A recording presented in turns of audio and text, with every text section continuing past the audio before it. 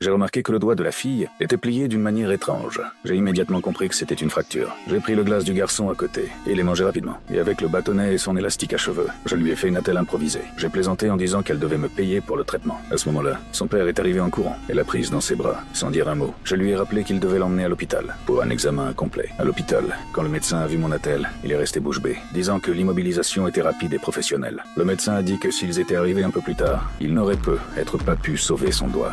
Dans le couloir, la fille a entendu une voix familière et a découvert que c'était moi qui l'avais aidé. Son père était sur le point de me remercier quand il a soudain commencé à tousser violemment. J'ai remarqué que quelque chose n'allait pas et j'ai tendu la main pour examiner sa poitrine. Mais il m'a repoussé en disant que ce n'était rien. Peu après, il a commencé à avoir des difficultés à respirer. Juste à ce moment-là, une avalanche de blessés d'un accident sur l'autoroute est arrivée à l'hôpital et tout le personnel médical était débordé. La fille criait de peur. Une médecin s'est approchée pour les examiner. Mais rapidement, elle a été appelée pour s'occuper des blessés de l'accident. Avant de partir, elle a demandé à un collègue d'emmener le père de la fille pour faire un scanner. J'avais un mauvais pressentiment et j'ai décidé de les suivre discrètement. Dans l'ascenseur, le père de la fille s'est effondré soudainement. Nous l'avons couché par terre. La médecin est allée chercher l'équipement d'urgence. J'ai mis ma main sur sa poitrine et dans mon esprit est apparue une image tridimensionnelle de son cœur. J'ai compris qu'il était en arrêt cardiaque. La médecin est revenue avec un respirateur et se préparait à l'intuber. Mais j'ai insisté pour qu'elle vérifie le pouls d'abord. Après avoir confirmé qu'il n'y avait pas de battement, j'ai commencé à guider la médecin avec les compressions thoraciques. J'ai demandé à l'infirmière d'apporter le défibrillateur. Après quelques minutes de réanimation d'urgence, le cœur de l'homme a recommencé à battre. Mais il avait besoin d'une chirurgie immédiate. Cependant, à cause de l'accident, tous les chirurgiens étaient au bloc opératoire. L'infirmière, désespérée, a dit « Si nous ne l'opérons pas maintenant, il pourrait mourir à tout moment ». Quand je m'apprêtais à partir,